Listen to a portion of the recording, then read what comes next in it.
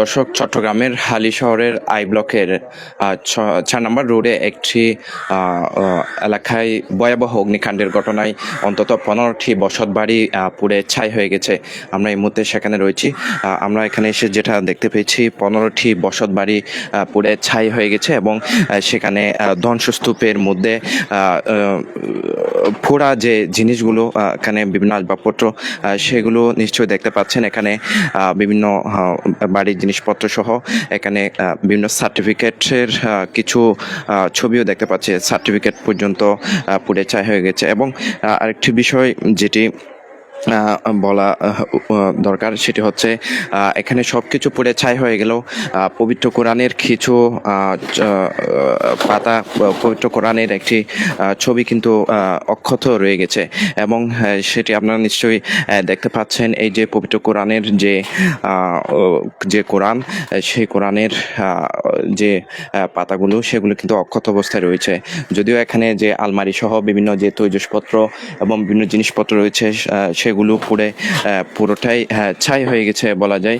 এবং এখানে আলমারির মধ্যে যে জিনিসপত্র সহ বিভিন্ন গুরুত্বপূর্ণ যে দলিলাদি, সেগুলোও কিন্তু পুড়ে ছাই হয়ে গেছে।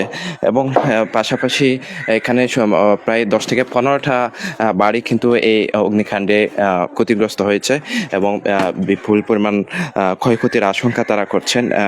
আপনাদেরকে যদি একজনের সাথে একটু কথা বলতে চাই, আপনার সাথে একটু বলবেন যে আসলে এখানে কি কি ক্ষতি হয়েছে এবং এই যে আগুন, সেটা কখন কিভাবে? এটা তো আসলে আগুন লেগেছিল তো 8:30টার দিকে। 8:30টার দিকে আগুন লাগার পরে এখানে জুবরিঘর তো পাশে, জুবরিঘর থেকে এমনভাবে আগুনটা লাগছে, এগুলা দাঁড়ানোর ইয়েও ছিল না, দাঁড়ানোর সুযোগটা ছিল না। এই আগুনের এমন তাপ, সবাই বেরিয়ে গেছে। মালামালের দিকে কেউ খেয়াল করে নাই। জীবন বাঁচানোর জন্য সবাই ঘর থেকে বেরিয়ে গেছে, কিচ্ছু বাইর করতে পারে না। এখানে গয়না গাটি, সোনা চাঁদাই, জায়গাপত্র, দলিলপত্র, এখানে পুরো এলাকার দলিলপত্র ওনার কাছে ছিল। ওনার কাছে ছিল এই দলিলপত্রগুলো পুড়ে গেছেন। কীভাবে এগুলো সমন্বয় করবে, দিবে, বের করবে আল্লাহ জানে। ছেলেদের মেয়েদের সার্টিফিকেটগুলো কীভাবে পুড়ে গেছে, আসবাবপত্র, মালামাল কিচ্ছু বের করতে পারে নাই। মোটামুটি নিজেরা বেরিয়ে গেছে, কিছু বের করার সুযোগ পায় নাই। এখানে এমন অবস্থা হয়ে গেছে আগুনের, এমন লিলিশিকা, এই লিলিশিকার কারণে মানুষ জীবন বেঁচে বেরিয়ে গেছে। এখনো পর্যন্ত এই গরম দেওয়ালগুলো এখনো পর্যন্ত গরমের তাপে ইয়া করছে। দুমা এখনো বের হচ্ছে। ফায়ার সার্ভিস আসছে, ফায়ার সার্ভিস একটু লেট করে আসছে। ওনারা বলতেছে ওদেরকে খবরটা লেট করে দেওয়া হয়েছে। এটাও ঠিক, লেট করে দেওয়া হয়েছে। ওনারা কিন্তু দ্রুত আসছে, যা বাঁচানোর চেষ্টা করছে, বাঁচাইছে, অনেক ঘর বাঁচাইছে। পার্শ্ববর্তী যে ঘরগুলো আছে ওগুলো জুবরি ঘর, এখানে পাড়ার ঘর নাই কেউ। সব গরিব মানুষ, গরিবদের জুবরি ঘর, এরা বসবাস করতো এখানে। স্থানীয়, একেবারে স্থানীয়। এখানে স্থানীয় ঘরবার এলাকার লোকজন অনেক চেষ্টা করছেন নিবানোর জন্য, কিন্তু পারে নাই। আচ্ছা, আগুনের সূত্রপাত কিভাবে হয়েছিল? আগুনের সূত্রপাত একটা চুলা থেকে, একটা রান্নাঘর থেকে এখানে ফাট করে এখানে তেলে আগুন লাগে গেছে। ওই মহিলা দূর দিছে, দূর দেওয়ার পরে আগুনটা আরো জ্বলি উঠছে। ঘর নিচে ছিল, সনের ঘর ছিল, বাঁশের ঘর ছিল, উপরে ধরছে। এই ধরার সাথে সাথে চারিদিকে সরে গেছে। চারিদিকে সরে যাওয়ার পরে চারিদিকে লোকজন আসে, অনেক চেষ্টা করছে ফায়ার সার্ভিস। আর পরে মোটামুটি পরবর্তী যে ঘরগুলো আছে ওগুলো রক্ষা করছে। এগুলো আর রক্ষা করতে পারেনি, সম্ভব হয়নি। ওনারা অনেক চেষ্টা করছে, বিজিবি, পুলিশ, এখানে ফায়ার সার্ভিস, ওনারা অনেক চেষ্টা করছে। এখানে আনুমানিক 15-16টা বাড়ি হবে, পরিবার হবে। এই অবস্থায় মানে মানুষ এখন তো অসহায় অবস্থায় আছে। সরকারিভাবে যদি কিছু সাহায্য সহযোগিতা পায় এরা রক্ষা পাবে, নাহলে তো এরা রাত্রে অন্ধকারে এখানে বসে থাকে ছাড়া, খোলা আকাশের নিচে ছাড়া, থাকা ছাড়া আর কোনো উপায় নেই, উপোস থাকা ছাড়া আর কোনো উপায় নেই। এলাকার মানুষজন যদি কিছু সহযোগিতা করে তাইলে এদের জীবন বাঁচবে আর কি। আমরা সকলের সহযোগিতা কামনা করছি, এলাকাবাসী, রাজনৈতিক নেতৃবৃন্দ।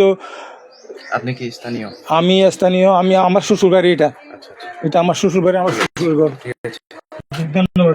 দর্শক, একজন স্থানীয়র সাথে কথা বলছিলাম। মূলত আজকে সকাল 8:45 থেকে 9টার দিকে এই আগুনের সূত্রপাত ঘটে। মূলত লাকড়ির চুলায় রান্না করার সময় সেখান থেকেই মূলত এই আগুনের যে সূত্রপাত সেটি হয়, এবং আগুন লাগার পরে সেটি তাৎক্ষণিকভাবে তারা নিয়ন্ত্রণে আনতে না পারায় সেটি দ্রুত গতিতে চারপাশে ছড়িয়ে পড়ে।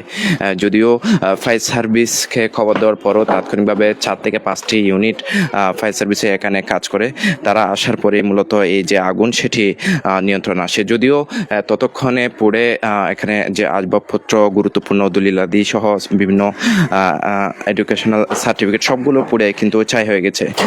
নিশ্চয়ই দেখতে পাচ্ছেন এখানে যে মালামালগুলো, যে ধ্বংসস্তূপ রয়েছে, সেখান থেকে এখনও আগুনের যে ধোঁয়া সেটি কিন্তু বের হচ্ছে। অর্থাৎ এখনো পর্যন্ত এখানে আশেপাশে যে তীব্র তাপ সেটি কিন্তু নিশ্চয়ই অনুভব করতে পারছি। এবং এখানে আগুন যে সূত্রপাত সেটা হওয়ার পরে বিজিবি থেকে শুরু করে ফায়ার সার্ভিস, পুলিশ সহ আশেপাশের তারা তাৎক্ষণিকভাবে আসেন, এবং আসার পরেই মূলত তারা যে আগুন নিয়ন্ত্রণের চেষ্টার পরেই নিয়ন্ত্রণে আসে। যদিও ততক্ষণে পুড়ে অনেকটাই ছাই হয়ে যায় এখানে যে জিনিসপত্রগুলো রয়েছে সেগুলো।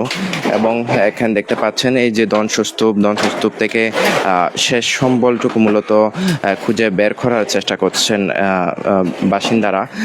তারা মূলত এই যে অগ্নিকাণ্ডের ঘটনায় যারা ভুক্তভোগী রয়েছে তারা অনেকটা হতাশগ্রস্ত হয়ে পড়েছেন। তাদের মাথা গোঁজার যে ঠাঁই, সেই ঠাঁইটুকু হারিয়ে তারা অনেকটা দিশাহীন হয়ে পড়েছেন বলা যায়।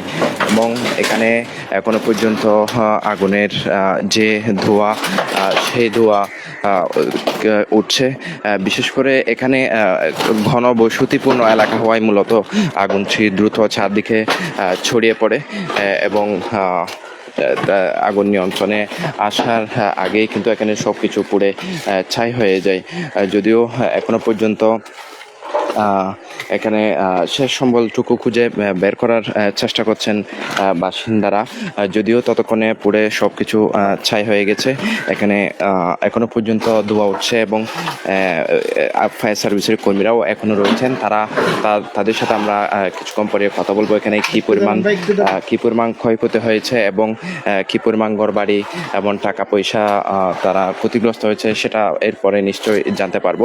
এবং এখানে যারা ভুক্তভোগী রয়েছেন, যাদের বসত বাড়ি পড়ে গেছে মূলত, তাদের সাথেও আমরা কথা বলার চেষ্টা করব। দর্শক, চট্টগ্রাম নগরের হালিশহরের আই ব্লকের 4 নম্বর রোডে যে অগ্নিকাণ্ডের ঘটনা, সেই অগ্নিকাণ্ডের ঘটনা এতটুকুই ছিল আমার কাছে সর্বশেষ খবরাখবর।